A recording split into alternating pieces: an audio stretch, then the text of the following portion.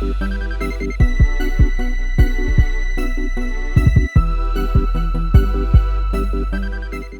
nerds, welcome back to my channel. Today we are going to be doing another installment for Reading Rouge. Aren't you excited? Because I'm excited. Okay. But before we get into that, please leave a like. It really helps me and I appreciate it. Thank you. Now let's get into this. I have been gone for a minute. I'm just getting busier and busier by the day. Believe me, I am trying. It took me like 2 months to finish this book, okay? Speaking of the book, let me introduce it. So, the book on this episode of Reading Rouge is called The Next. Can you see her? Here she is. Take a gander. By Stephanie Gangi. If I mispronounced your last name, I am so sorry. I don't mean to. So I'll give y'all a little summary of the book and I'll go into like more minute details and opinions later. The Next is a story about a woman named Joanna who is an older woman and who loses her battle to cancer. So what does she do when she gets to the afterlife? She stalks her ex-lover and makes his life a living hell, quite literally. Cute, fun, gorgeous, love that. There's also lots of plot elements that have to do with her 2 daughters, her ex-lover, her ex-lover's new fiance, and their sweet family dog named Tom. And it's a lot going on in this book. I like this book, I do, but there is lots to unpack and lots just happening within it, okay? I should probably start putting makeup on my face. That's a good idea, huh? So let's get into the characters of this book. The main character of our story is named Joanna. She is either 50 or in her mid-50s. I really should make notes before I record these things, but I don't feel like it, so I just go off of what I remember, okay? So Joanna, at the beginning of the book, is revealed to be suffering from cancer. And I believe she was a writer of some sort. Like I said, I was reading this book for like 2 months, and I did not go back and look through this book. Probably should have. I don't have the time, okay? I'm gonna be straight up. I really did try to like feel sympathy for Joanna because she had a lot going on. She was fighting cancer and losing. She was withering away. She wasn't in tune with her daughters or her body or for anything that matter. And her ex-lover up and left her out of nowhere without a word and then started dating this younger, like, rich dermatologist to the stars. Like, I tried to feel sorry for her. Let me tell you why I didn't end up feeling any empathy towards her. So on her last days on Earth, she spent her last week of life cyber stalking the hell out of her ex-lover, and his name is Ned. Just a disclaimer, we don't like Ned. Ned is the worst of worst, okay? He's trash, he's garbage, he's dirty. Ned is just... She is so fixated on what he's doing and what he's up to that she is actively ignoring her dog and her 2 daughters by the names of Elena and Anna. Lainey for short. It really kind of made me mad, and this was like in the beginning of the book. This was like the first few chapters of the book, like right before she passed. I want to say this before I get too far off into the book. There are going to be spoilers, okay? Thank you very much.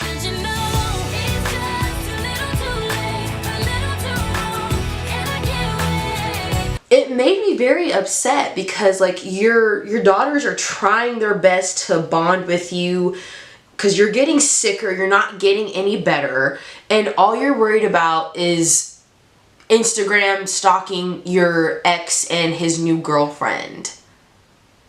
Like, that's what you want. My thought was, that's what you want to spend your last days doing, is cyber stalking your ex and his new fiance. Oh, and to put salt in the wound, the fiance is pregnant. Yeah. Let me talk about Ned. Ned is like some kind of, I don't even know what he really does. He's like a blogger, I think. And he makes his living by exposing like crooked politicians and businessmen and their sexual scandals and making money off of them. What do you call that?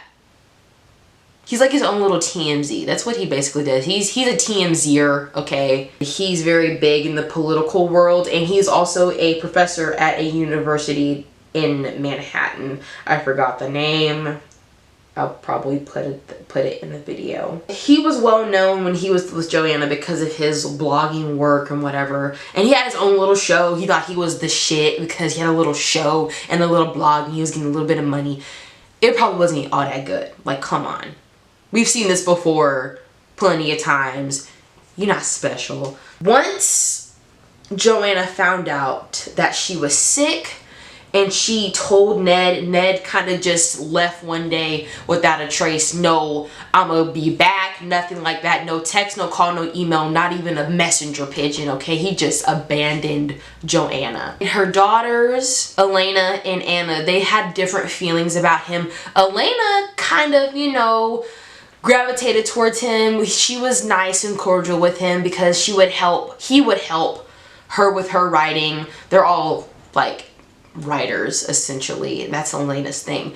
Anna, on the flip side, never liked Ned. She always had like a weird feeling about him. She always knew he was a douchebag, and she turned out to be right. So yes, when Joanna dies, she's trying to get used to her new form as a spirit. You know, she's just a bundle of past emotions and new emotions. She's trying to navigate her physical form of like moving from place to place, realm to realm. And then as she's navigating the world as a spirit, their dog Tom obviously sees her and notices her, and the people around him just think that he's going crazy. The daughters took the death really hard. Elena kind of shut down. Anna cheated on her girlfriend. Like, I get that your mom passed away, but that makes it okay for you to cheat on your girlfriend. Like, what are we doing? What are we doing? What are we doing? So when I was getting further into the book and seeing how obsessive Joanna was with her lover. She was married before she was dating Ned, by the way. They got a divorce. I just wanted to add that in there. The girl's father, excuse me. She like had this obsession with Ned. She was 15 years older than Ned. So I guess that was like a part of the thrill. Like, oh, I'm dating someone that's younger than me. And she would frequently talk about how he ignited her passion, if you get my drift. She would mention that quite frequently in the beginning of the book. So going on to her haunting Ned, essentially, she's sending texts from the grave to his phone, like with little inside jokes that she used to tell him when she was among the living. Ned knew that Joanna was coming back for a reason, because he knew down in his black heart that he did her dirty. I'm telling y'all, she really let this man have it. Girl, she was, oh, and there's one part in the book where Ned comes over to Joanna's apartment because he had some things left there. You would choose to come back after she died. You were such an awful person. So while he's in the apartment, Joanna is there, obviously in spirit, and she makes him feel like pain and pleasure at the same time. She literally puts the fear in his body while also touching him suggestively. it's like she's trying to scare him and arouse him at the same time. And he automatically knows that it's Joanna. This woman goes so far to mess up his life from beyond the grave that she follows him back to his apartment where his fiance lives, his pregnant fiance at that. She hacks into the home security system. She sets their bed on fire. She's making a mess in the apartment, and then she possesses, poltergeists the iPad and records the whole thing. And then she poltergeists the iPad again and posts it on the fiance's Instagram page. Now remind you, I said the fiance is a famous dermatologist to the stars, and meaning she has lots of followers and on social media frequently. So everybody saw this attack because Joanna posted it on Instagram herself as a ghost. And my main thought throughout this book is like, the D must have been phenomenal. What Tamar say? Tamar Braxton, he must have had the ding-a-ling of gold. There's no way that you are this obsessed with this man still, even after death, that you have to mess up his life like this. I've heard of crazy obsessive exes, but this took it to a whole nother level. And it doesn't help that she's also like in her mid-50s, so you're acting like this at your grown-ass age over a man that was really as exciting as hot dog water. And she also says in the book, like, there were more bad times than good. And I was just like, that should have been enough reason for you to leave him, baby. But I guess the D was doing what it was supposed to do because you was still stuck on him like glue. She just continues to make this guy's life a living hell. And so while Ned is out cheating on his fiance, yes, he's still doing the same stuff with a different woman. Just being a waffle. He decides to go out to a bar with one of his students. Yeah, you see where this is going. They're flirting, they're drinking, they're drunk. And so, guess what Joanna does? Joanna kills all the lights except for one, hacks the jukebox and plays a certain song, and then she possesses Ned into making a fool of himself. She's making him dance, she's making him convulse, and then everyone has their camera phones out, including the college student that he came in there with. And single-handedly, from the beyond, this woman ruined this man's career because he was in like a drunken state. People thought he was having a seizure or that he was crazy, and he was like gyrating in a way that was very like uncomfortable to watch. And then she shut down all of the phones except for the college student's phone, and the college student ended up posting it. It went up on every blog, every website, because, you know, Ned was a little bit famous. And as he got even more famous with being with, you know, the dermatologist. I keep forgetting to say his fiance's name. Her name is Trudy. She owns like this multi-million-dollar company called Dermaplast because she's a dermatologist, and she has like this banging skincare serum. So it's like awesome. I kept thinking to myself as I was reading, I was like, is it really worth this? I'm like, you didn't even get to say goodbye to your daughters like before taking your last breath because you were so worried about some man. Honey, what? Now who I felt sorry for were her daughters, Elena and Anna. They knew as well that she was so obsessed with her ex. Like, they would come into her room while she was in her bed and be like, Mom, get off your phone. This isn't good for your health. And her mom would be like, just get away from me, let me do what I want, you know, the least you could do is let me be on my phone, I'm dying, let me do this. The main thing I got from that portrayal is that time is precious, whether you're on your deathbed or not. Like, don't be so consumed by your phone or by insignificant things, especially if like someone that you know and love is like close to like leaving this earth. Like, spend as much time as possible with them as you can. Now, other than like me complaining about how shitty of a mother Joanna was to her kids, this was an interesting book. Like, I've never seen a take on this before.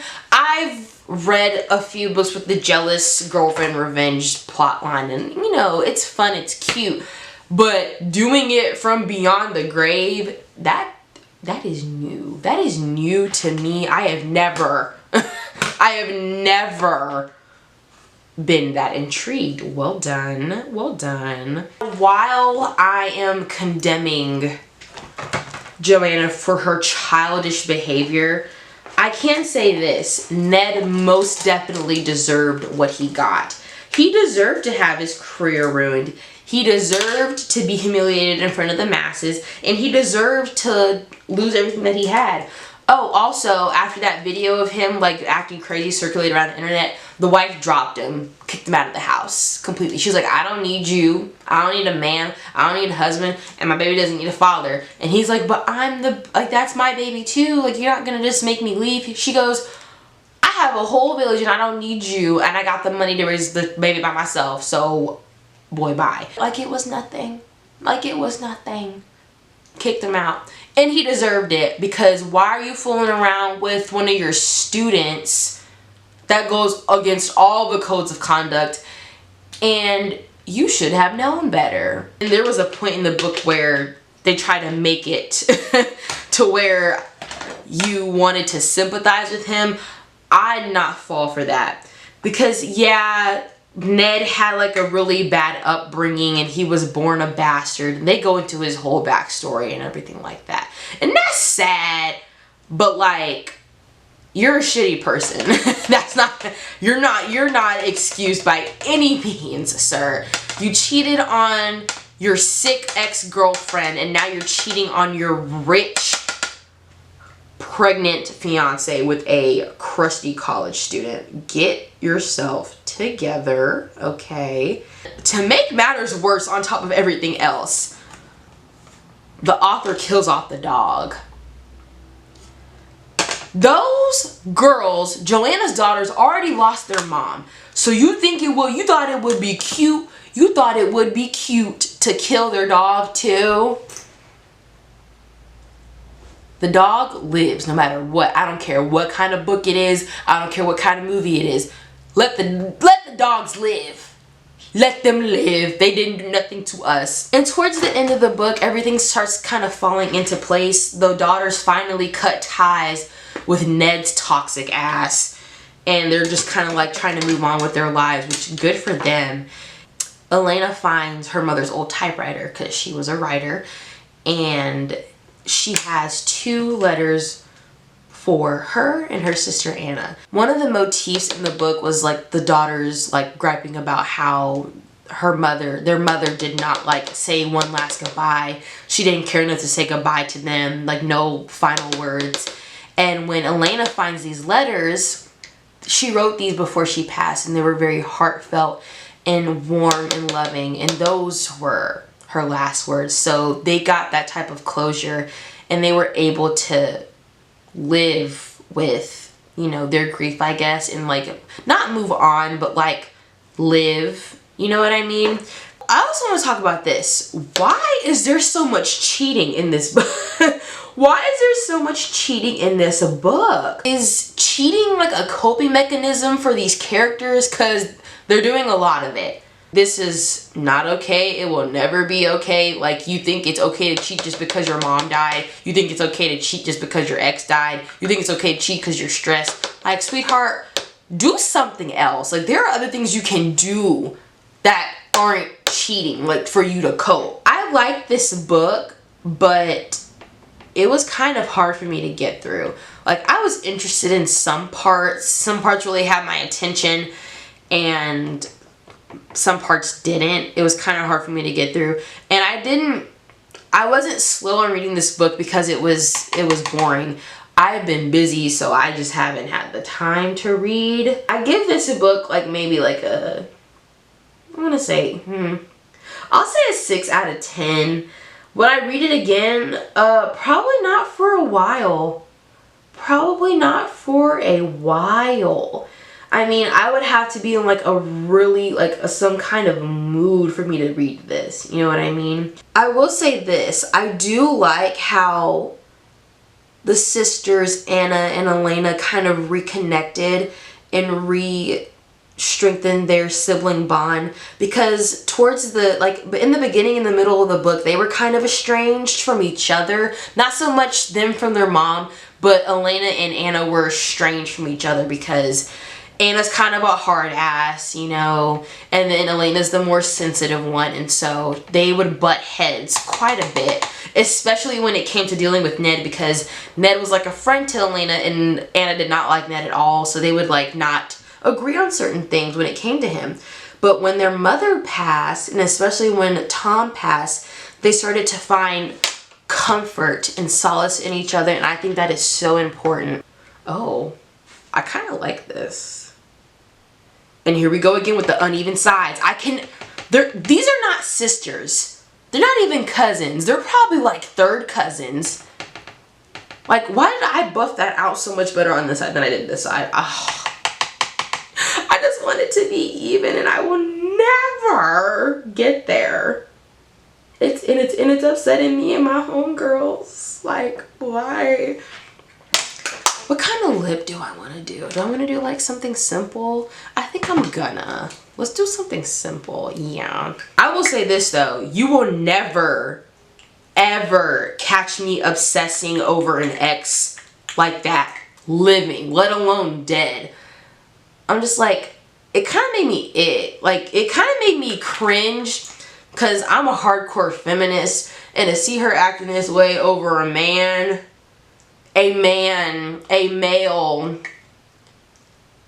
like, honey, do something else with your time.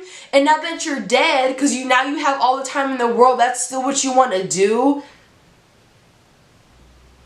Like, the minute that you were satisfied, no, this is what got me, y'all. The minute that she was satisfied, like, ruining Ned's life, then she went to go watch over her daughters. And this is what got me again. So towards the end of the book, she saw how they were, like, you know, starting to come around and, like, come to terms with their grief and getting back together as siblings. Then she wanted to do, like, this little monologue about how she was the embodiment of a mother, and I was here, I'm gonna always be here with you no matter what, da da da da da. Where was all that at when you was coughing on your deathbed? Why didn't you say that before you passed? You had ample opportunity, because they was up in there taking care of you. What happened to that? It made me sick. I'm like, you waited to say this after you passed, and they're never gonna know because you're dead. Yes, you wrote those letters, but like what you said, like your inner thoughts, they're never gonna know, babe, because you're dead. Like, oh my god. Let's take this hair down, girl. But yeah, I'm done. Here's the finished look. So that concludes our video for today. Like I said, I give this book like a 6 out of 10. It's cute in some parts. I don't hate it, but it's not like my favorite. It's not like my new like obsession book wise. But it's good. I'll probably pick it up again like in a few months, maybe. If you enjoyed this video, please leave a like. Yeah, I would love that. I know I've been gone for a minute, but yeah, go ahead and drop a like, please. And subscribe if you want to. I will see y'all on the next go round. Okay, bye.